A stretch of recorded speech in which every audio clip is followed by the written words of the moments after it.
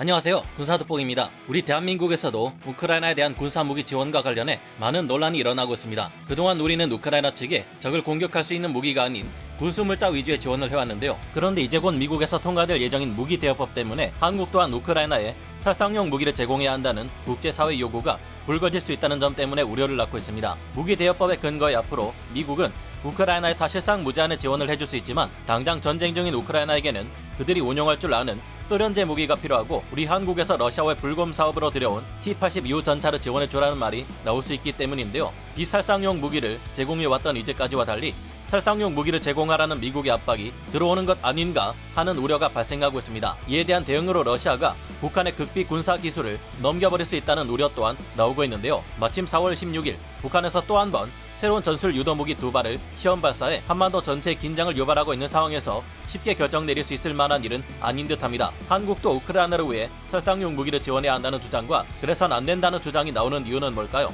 지금부터 알아보겠습니다. 전문가는 아니지만 해당 분야의 정보를 조사 정리했습니다. 본의 아니게 틀린 부분이 있을 수 있다는 점 양해해주시면 감사하겠습니다. 젤렌스키 우크라이나 대통령은 한국 시각으로 4월 11일 오후 국회 도서관 대강당에서 한국 여야 의원들을 상대로 한 화상 연설을 진행한 바 있는데요. 그는 한국 정부의 대우크라이나 지원에 우선 감사를 표했습니다. 그리고 러시아의 전투함, 러시아의 미사일을 막을 수 있는 여러가지 군사 장비가 한국에 있습니다. 저희가 러시아에 맞설 수 있도록 대한민국에서 도와주시면 감사하겠습니다. 라며 군사 무기에 대한 직접적인 지원을 요청했습니다. 그동안 우리 정부는 우크라이나에게 방탄 헬멧, 천막이나 모포 같은 군수물자, 의료물자를 제공했고 인도적 지원을 해왔는데요. 현재까지 우리나라 정부는 우크라이나 난민을 위해 UN 난민기구인 UNHCR에 150만 달러, 하나 약 18억 5천만 원을 기부했습니다. 그러나 이외에도 우크라이나는 뛰어난 한국 무기의 명성을 잘 알고 있다는 듯 한국의 무기 체계들 중에서도 정확하게 필요한 무기를 지원해 줄 것을 요청했습니다. 현지 시각으로 4월 8일 우크라이나의 올렉시 레즈니코프 국방장관은 한국의 서욱 국방장관에게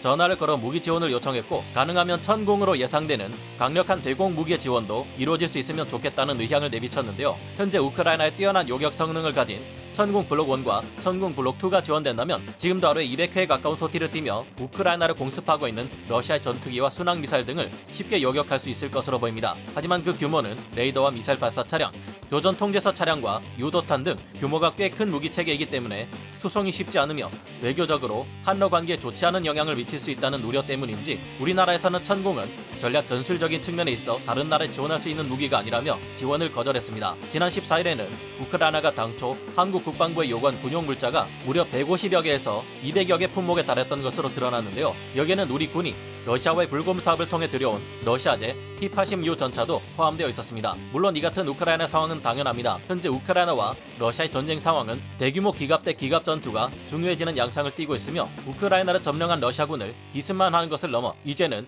우크라이나 땅에서 몰아내야 하기 때문인데요. 이를 위해서는 무엇보다 전차와 장갑차, 자주포와 전투기 같은 강력한 전력을 가진 공세용 무기들이 필요합니다. 지난 4월 6일 필립 오즈번 전 영국 국방정보국장은 앞으로의 우크라이나가 러시아를 상대해 이길 수 있을지 없을지는 서방 국가들의 무기 지원이 공격용 무기체계로 얼마나 전환되는지와 필수 군사 장비의 보급을 얼마나 확실히 유지하고 강화하는지에 달려있다고 말할 정도로 현재 우크라이나에게는 강한 공격용 무기가 필요합니다. 이미 체코를 비롯해 일부 나토 국가들은 재빠르게 우크라이나의 T-72 계열의 전차와 장갑차를 지원하고 있으며 독일 또한 레오파르트 2A1 같은 구식 전차를 지원하겠다는 계획을 밝혔습니다. 우크라이나군도 앞으로의 전투가 어떻게 될지 예측할 수 없고 러시아군과의 가장 중요한 전투에서 이기지 못할 경우 이 전쟁에서 패배해버리고 수많은 국민들이 러시아군의 횡포 아래 끔찍하게 희생될 수 있는 만큼 찬밥 더운 밥 가릴 처지가 아닌 셈입니다. 그래서 전차 지원이 시급한 우크라이나는 우리 한국 육군이 운용 중인 T-82 러시아제 전차들 또한 지원해주기를 요청하고 있는 것인데요. 우크라이나는 현재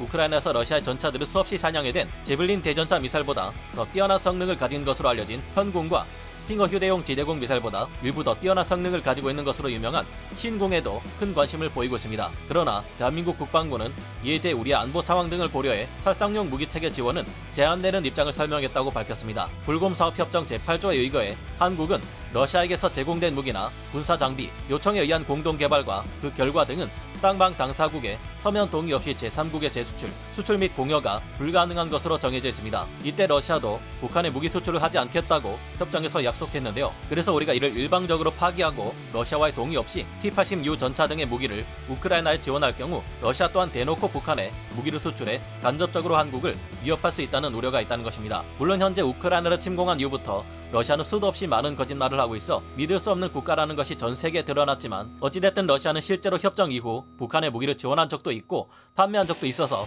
한국 측에서도 이를 함부로 무시할 수가 없다는 판단하에 현재 우리는 살상용 무기를 우크라이나에 지원하지 못하고 있다는 것인데요. 미국 측에서 한국에게 우크라이나에 대한 무기 지원을 하라고 압박했다는 주장도 국내에서 일부 나오고 있는 것으로 알려졌습니다만 이 같은 주장은 교차 검증이 전혀 되지 않는 주장이며 나토에서는 우크라이나에 대한 한국의 무기 지원은 한국 정부가 결정할 일이라고 선을 그은 상태입니다. 한국에서 이처럼 미온적인 태도를 보이자 우크라이나에서도 미련이 남는 듯 우크라이나 대사가 지난 4월 15일 신궁을 비롯해 각종 군사무기와 장비를 만들고 있는 한국의 방산업체 LIG 넥스원을 방문할 예정이라 밝히기도 했는데요. 이 같은 우크라이나의 태도는 한국 정부에서 우크라이나에 무기 지원을 해주지 않으니 무기를 만드는 방산업체를 직접 찾아가 협상을 시도하거나 호소하기 위함으로 추측되었습니다. 그러나 불곰 사업 조항 때문에 성사될 가능성이 낮다는 것을 깨달은 것인지 우크라이나 대사 측은 당초 예정대로 방문을 고수하려다 고심 끝에 방문을 취소했다고 하는데요. 놀랄만한 점은 우크라이나가 우리에게 요청한 장비 목록 중에는 그 존재가 기밀에 해당하는 것도 있었다는 것입니다. 군 관계자는 이에 대해 미국이 우크라이나 측에 한국의 기밀 무기에 대한 정보를 넘긴 것 같다는 추측을 내놓기도 했는데 그 기밀 무기가 어떤 것인지는 밝혀지지 않은 상태입니다. 물론 이 무기가 무엇일지에 대해서 어느 정도의 예측은 할 수 있겠지만 틀릴 가능성도 높으며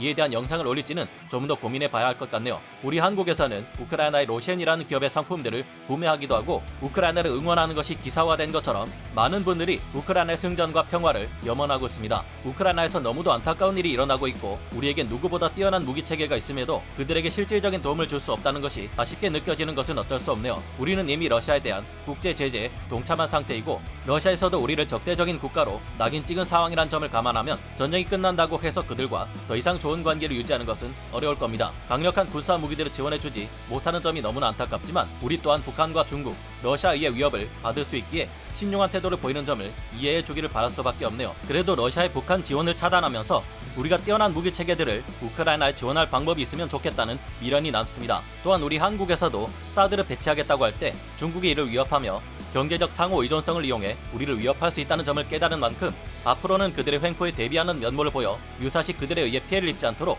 조치해둘 필요가 있다고 생각합니다. 이번 우크라이나 전쟁에서 보여준 러시아 푸틴 대통령의 태도를 보아 러시아에 대해서도 마찬가지일 텐데요. 앞으로 우리 한국은 무력으로 다른 나라를 무너뜨릴 야욕을 가지고 있는 중국과 러시아에 대한 의존도를 줄이고 새로운 공급망을 확대해 나가야만 할 것으로 보입니다. 우크라이나에 직접적인 군사적 도움을 줄 수 없다는 점이 안타깝지만 부디 앞으로의 전쟁에서 그들이 승전을 반복해 최종 전쟁의 승리자가 되어주기를 바라봅니다. 여러분의 생각은 어떠신가요? 오늘 군사 돋보기 여기서 마치고요. 다음 시간에 다시 돌아오겠습니다. 감사합니다. 영상을 재밌게 보셨다면 구독, 좋아요, 알림 설정 부탁드리겠습니다.